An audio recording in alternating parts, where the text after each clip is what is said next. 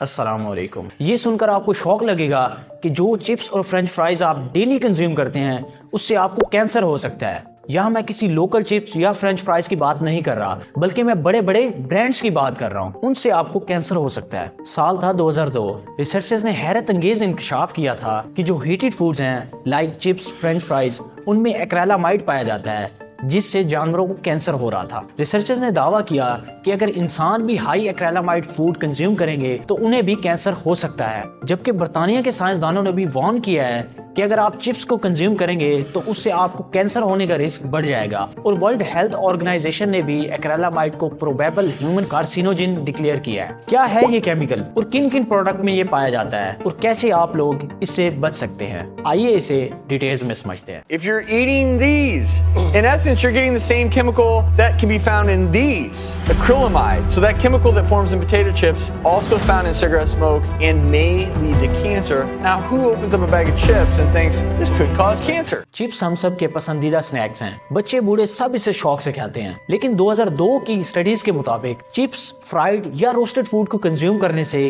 Cancer होने के chances बढ़ जाते हैं। अब आप सोच रहे होंगे कि चिप्स या फ्रेंच फ्राइज से कैंसर कैसे हो सकता है। मैं बताता हूँ। एज यू नो कि चिप्स या फ्रेंच फ्राइज को आलू से बनाया जाता है। जब आलू के छोटे छोटे पीसेस को फ्राई किया जाता है तब होती है गड़बड़। आलू के पीसेस को जब हाई टेम्परेचर पर फ्राई किया जाता है तब एक केमिकल रिएक्शन होता है जिसमें एक केमिकल प्रोड्यूस होता है जिसका नाम है एक्रेलामाइड। और इस केमिकल की वजह से कैंसर होने के चांसेस बढ़ जाते हैं। ये केमिकल चिप्स में एक्सटर्नली ऐड नहीं किया जाता, बल्कि ये नेचुरली प्रोड्यूस होता है। ये chemical mostly plant based foods में पाया जाता है जिनमें ज्यादा मिकदार में कार्बोहाइड्रेट्स और कम मिकदार में प्रोटीन्स पाई जाती हैं। जब इस तरह की फूड को हाई टेम्परेचर पर ओवर कुक किया जाता है तब एक केमिकल रिएक्शन के नतीजे में ये केमिकल पैदा होता है। एक्रेलामाइड तब पैदा होता है जब वेजिटेबल में मौजूद अमाइनो एसिड्स और शुगर आपस में रिएक्ट करते हैं और इस रिएक्शन को मेलार्ड रिएक्शन कहा जाता है, जिसमें फूड का कलर, उसका एरोमा, उसका फ्लेवर चेंज होता है। ये केमिकल रिएक्शन तब होता है जब फूड को 248 डिग्री फ़ारेनहाइट पर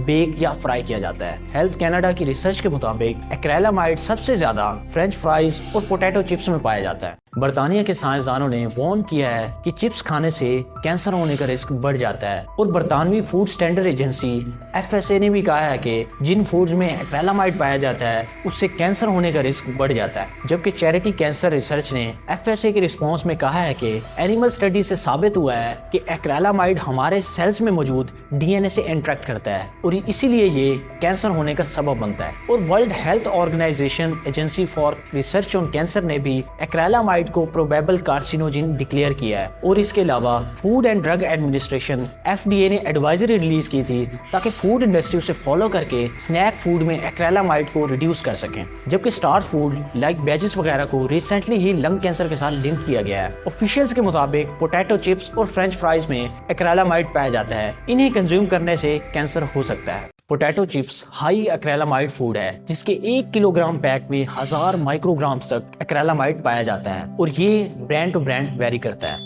यहाँ मैं क्लियर कर दूं कि एक्रेलामाइड सिर्फ पोटैटो बेस्ड फूड्स में नहीं पाया जाता, बल्कि ये कुकीज, प्रेटसेल्स, क्रैकर्स जिन्हें हम लोकल लैंग्वेज में पापड़ी कहते हैं, और टोस्टेड ब्रेड और इवन के कॉफी में भी पाया जाता है। इसके अलावा ये केमिकल सिगरेट स्मोक और कुछ प्लास्टिक प्रोडक्ट्स में भी पाया जाता है। जबकि एक स्टडी के मुताबिक जो शख्स डेली चिप्स का एक फैमिली पैक कंज्यूम करता है उसे माउथ और थ्रोट कैंसर होने के चांसेस में 25% तक इजाफा हो जाता है। जीनोम रिसर्च में पब्लिश्ड स्टडी के मुताबिक पोटैटो चिप्स और फ्रेंच फ्राइज लिंक्ड हैं जीनोम म्यूटेशन से जो कैंसर का बायस बनती हैं। जिस तरह टोबैको में एक्रेलामाइड पाया जाता है जो मेटाबोलाइज होने के बाद ग्लाइकोडिमाइड में तब्दील हो जाता है। दोनों ही ये कार्सिनोजिन है जो जानवरों में कैंसर का बायस बनती हैं। इसका मतलब ये नहीं कि जानवर सुट्टे लगा रहे हैं, बल्कि जब आप स्मोकिंग करते हैं तो उसका जो धुआं होता है वो जाहिर है वो जानवर भी कंज्यूम करते हैं और इंसान भी कंज्यूम करते हैं और तब उन जानवरों को कैंसर हो जाता है उस स्मोक से। और डॉक्टर मार्क गंटर के मुताबिक इस स्टडी ने काफी एविडेंस प्रोवाइड किए हैं जिससे पता चलता है कि हाई एक्रेलामाइड फूड कंज्यूम करने से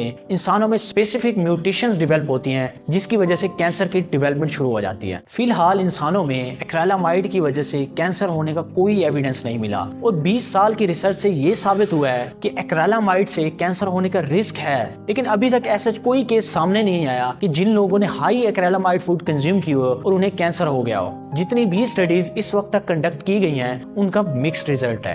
ताहम कैंसर होने का रिस्क बहुत लो है, लेकिन इसका ये मतलब नहीं है कि आप एहतियात ना करें। फिलहाल इसे नजरअंदाज नहीं करना चाहिए क्योंकि इस पर स्टडीज की जा रही हैं और आने वाले वक्त में हम इसे मजीद डिटेल्स में समझ पाएंगे। अब सवाल यहाँ ये पैदा होता है कि हमें क्या करना चाहिए। कोशिश करें कि वो फूड्स कंज्यूम करें जिनमें कम एक्रेलामाइड हो। अब ये कैसे पता चलेगा कि इस फूड में कम एक्रेलामाइड है, इसमें ज्यादा? तो इसका सिंपल सा जवाब है कि ओवर कुक्ड फूड इस्तेमाल ना करें। मतलब कि लाइट फूड हो, लो टेम्परेचर पर और कम टाइम में कुक की गई हो। जितना ज्यादा खाना कुक्ड होगा उसमें उतना ज्यादा एक्रेलामाइड मौजूद होगा। या फिर कुकिंग स्टाइल को ही चेंज कर दें। मतलब कि जो खाना आप फ्राई या बेक करके बनाते थे आप उसे उबाल कर या स्टीम के थ्रू कुक करें। और जो फ्राइड फूड्स हैं लाइक फ्रेंच फ्राइज या पोटैटो चिप्स, आप उसे लाइट कलर आने के बाद कुक करना छोड़ दें। मतलब कि जितना वो ज्यादा ब्राउन होगा उतना उसमें एक्रेलामाइड की मिकदार ज्यादा होगी। जबकि फ्राई करने से पहले पोटैटोज को रेफ्रिजरेटर में ना रखें और फ्राई करने के बाद उसे पोस्ट ड्राइंग करें, जिससे एक्रेलामाइड उनमें रिड्यूस हो जाएगा।